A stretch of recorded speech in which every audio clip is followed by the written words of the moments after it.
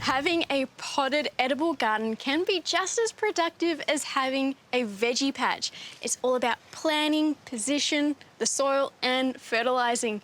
And some of the biggest benefits to having your produce growing in a pot is that you can move it around, or something that you may not have been able to grow in your garden due to your soil, you can now do that.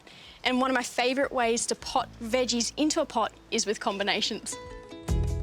One of the biggest mistakes made when growing edibles in containers is selecting a pot that is too small.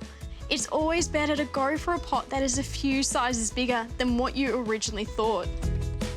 One of my first combinations is this lot here, and we've got this tomato called Lollipop, which will form long trusses of cherry-sized fruit, which are incredibly sweet.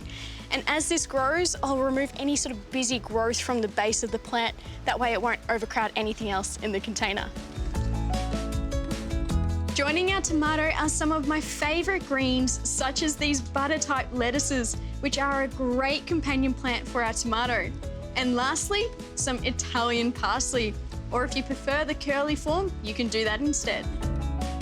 The next combination I'm calling a little bit of a superfood boost, as it has kale, which is high in vitamins, calcium, potassium and manganese, so all the good stuff.